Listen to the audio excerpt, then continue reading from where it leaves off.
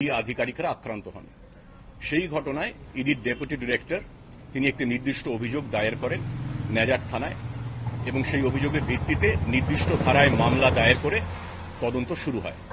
কিন্তু তদন্ত শুরু হওয়ার কিছুদিনের মধ্যেই ইডির তরফে মাননীয় উচ্চ আদালতে সেই তদন্তের উপর একটা স্থগিতাদেশ চাওয়া হয় এবং সেই আর্জি মাননীয় উচ্চ আদালত মঞ্জুর করেন, তদন্তে স্থগিতাদেশ দেওয়া হয়। সুতরাং ওই মামলায় তদন্ত করা এবং পরবর্তী গ্রেফতার সহ অন্যান্য যে আইনি পদক্ষেপ হয় সেইটা নেয়ার ক্ষেত্রে আমাদের আইনি বাধা ছিল।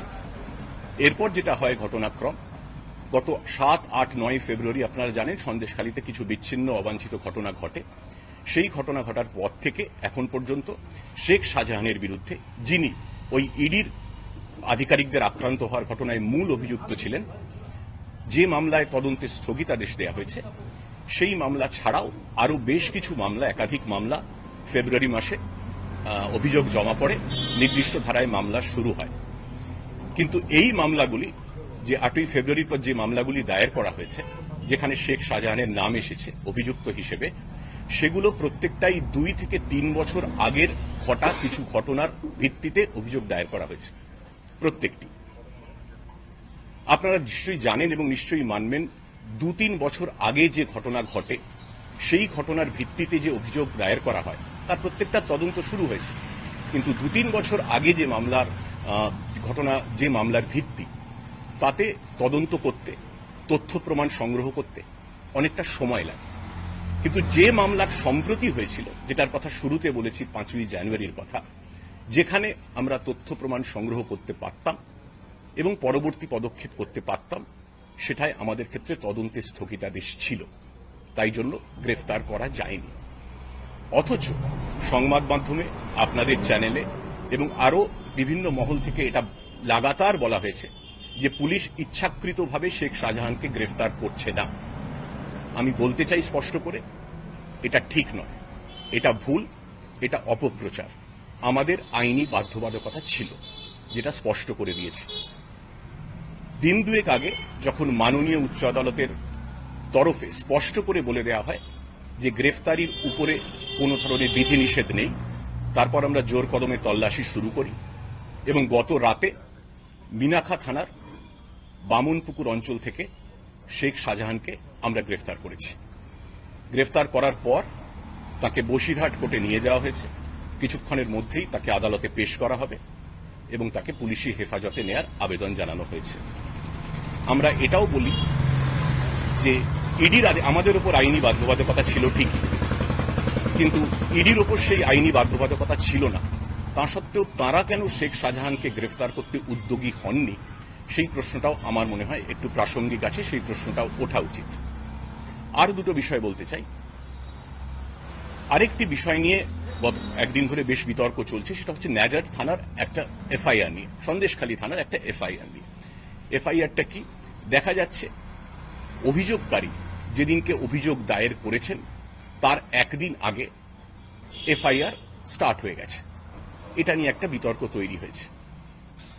আমি স্পষ্ট করে দিতে চাই, তারিখ লেখায় ভুল হয়েছে, কিন্তু প্রশ্ন হলো যে কোনো ভুল যখন হয় তখন সেটা দেখা উচিত যে ভুলটা ইচ্ছাকৃত না অনিচ্ছাকৃত।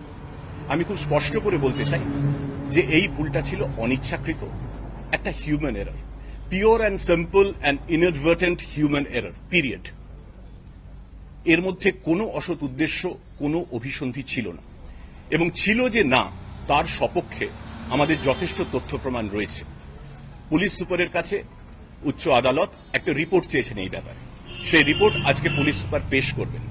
আমরা নথিপত্র খতিয়ে দেখেছি এবং স্পষ্ট করে বলে দিতে চাই, যিনি অভিযোগ করেছিলেন তিনি 9 তারিখ রাত 9:50 নাগাদ থানায় এসে অভিযোগ করেন। সেটা প্রপারলি ডায়ারাইজড আছে এবং আমাদের সিট রেপে সেটা রিফ্লেক্টেড আছে, এবং আমরা যিনি অভিযোগ করেছিলেন তার কল ডিটেলস রেকর্ডস থেকে তার টাওয়ার লোকেশন বা তার সেই সময়ের অবস্থান দেখে আমরা দেখেছি যে সময়ে অভিযোগ দায়ের করা হয়েছে 9:50, সেই সময় সংশ্লিষ্ট অভিযোগকারী সন্দেশখালী থানাতেই ছিলেন। সুতরাং এই ভুলটা সম্পূর্ণ অনিচ্ছাকৃত, কোনো রকম উদ্দেশ্য ছিল না, এবং সমস্ত তথ্য প্রমাণ দিয়ে এসপি সেটা রিপোর্ট দেবেন। এই অনিচ্ছাকৃত ভুলের জন্য সংশ্লিষ্ট অফিসারদের কাছে এসপি একটি বিভাগীয় ব্যাখ্যাও চেয়েছেন। কাজ করতে আপনাদেরও ভুল হতে পারে, আমাদেরও ভুল হতে পারে।